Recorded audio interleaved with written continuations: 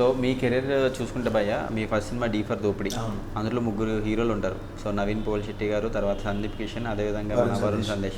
బేసిక్గా రెగ్యులర్గా సినిమాలు చూసుకుంటే ఒక హీరో ఉండి తనకి 3-4 ఫ్రెండ్స్ ఉంటారు.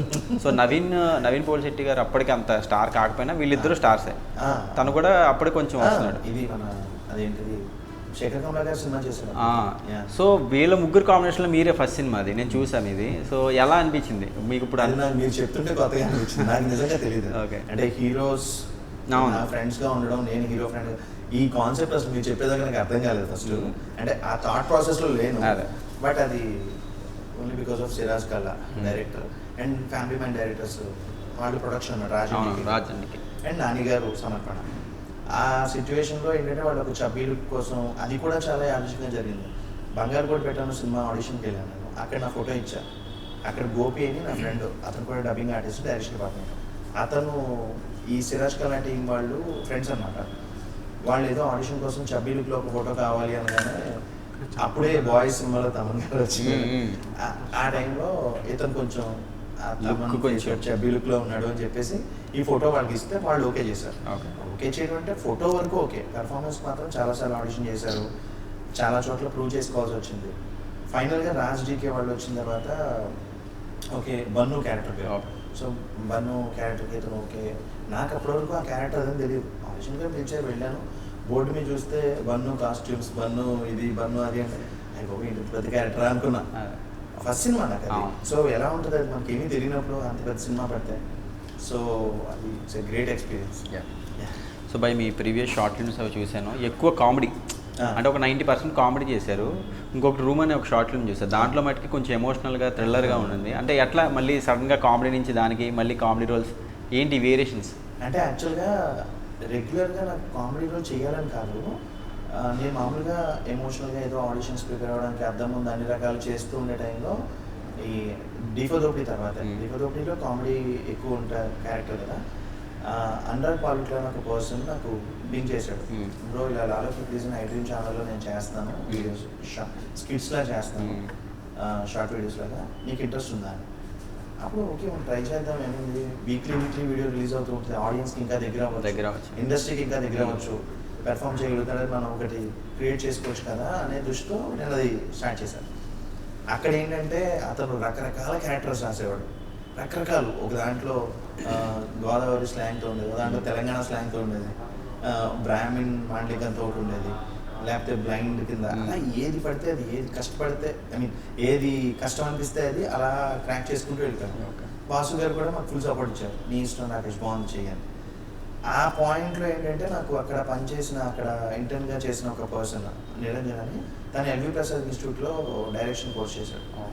తను నాకు ఇది చెప్పాడు, మొత్తం కథ అంతా చెప్పాడు. నేను షూర్ నేను దీంట్లో సరిపోతాను అనుకున్నా. అంటే తను చెప్పిన లాజిక్ ఏంటంటే, కామెడీ చేసే పర్సన్ ఏడ్ చేయడంటే దానికి డెఫినెట్గా అతనికి ఆ స్కోప్ ఉంటుంది, కామెడీ చేస్తే అన్ని రకాలు చేయొచ్చు అని.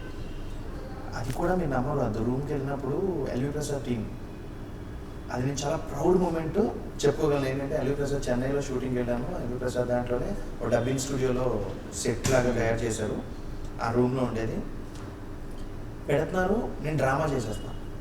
అంటే ఇప్పుడు ఇలా ఉన్నాము అంటాను, అతనికి అంత వద్దు, అతనికి జస్ట్ ఫీలే చేయాలి.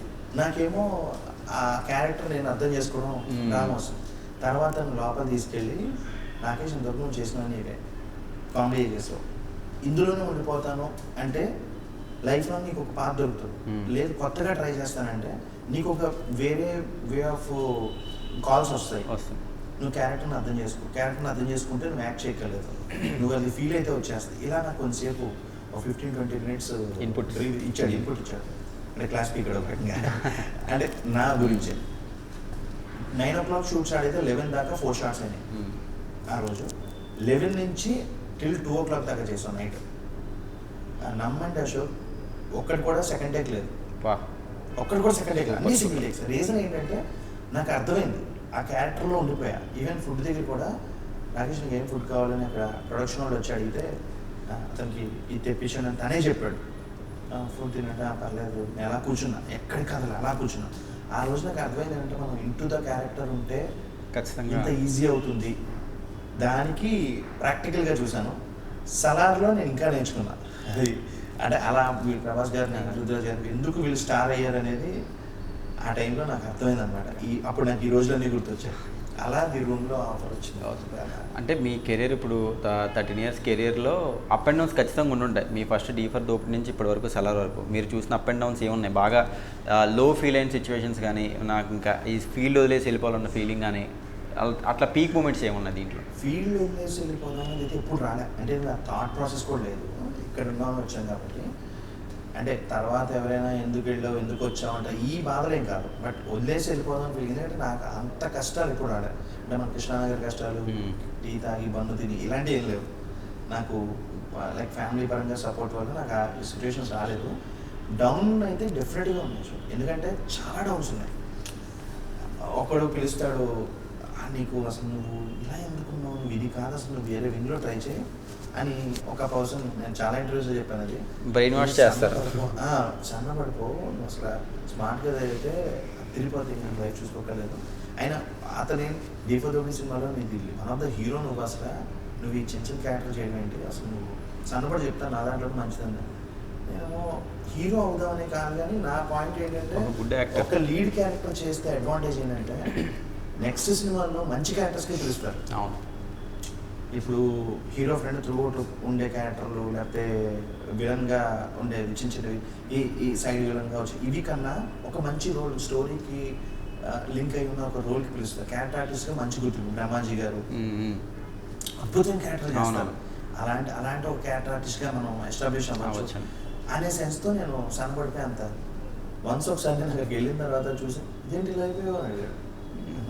అంటే మేబీ అక్కడ మర్చిపోయి ఉండొచ్చు, లేకపోతే కావాలంటే ఆ మూమెంట్లో ఏదో క్యాజువల్గా చెప్పి ఉండొచ్చు. నేను చాలా సీరియస్ తీసేసుకున్నా. ఇలాగా నువ్వు చబ్బీలులో ఉండాలి తమ్ముడు, అప్పుడు బాయ్ సినిమా కంపేర్ చేసి కమన్ చూడు అందరిలో కొత్త కనిపిస్తాడు, నీది కొంచెం చబ్బీ లుక్, అది చాలా ఆ స్పేస్ ఉంది ఇండస్ట్రీలో. చాలామంది ఈ లుక్ కోసం వెయిట్ చేస్తాను, నువ్వేంటి అనవసరంగా ఇలా అయిపోయావు. నాకు ఎలాగా అర్థం కాలేదు. ఇంకా అప్పుడు తింటే చేసిన డైట్ అంతా వేస్ట్ అయిపోతుంది. అలా తీసుకెళ్తే ఆడిషన్స్కి వెళ్ళినప్పుడు ఎవరు అట్లీస్ట్ చూసేవారు కాదు. అలా మళ్ళీ కొన్నాళ్ళు నాకు నేను మదన పడి తర్వాత అర్థమైంది ఏంటంటే ఓకే, ఇక్కడ ఏదైనా ఇక్కడి నుంచి రాదు, ఇక్కడి నుంచి వస్తుందని అర్థమైంది.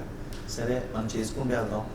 ఎక్కడో ఒక చోట మంచి అప్రిసియేషన్ వచ్చి నువ్వు ఇలా అయిపో, క్యారెక్టర్ ఇదిగో అని మొత్తం ఎక్స్ప్లెయిన్ చేసే చోట మనం తగ్గినా అర్థం ఉంటుంది. సో ఇలాగే ఉంటుంది, ఇది నేను ఇలా ఉన్నాను, దీన్ని బట్టే ట్రై మై సెల్ఫ్ అంటే ప్లాన్ చేసుకున్నాను. అది సలహా.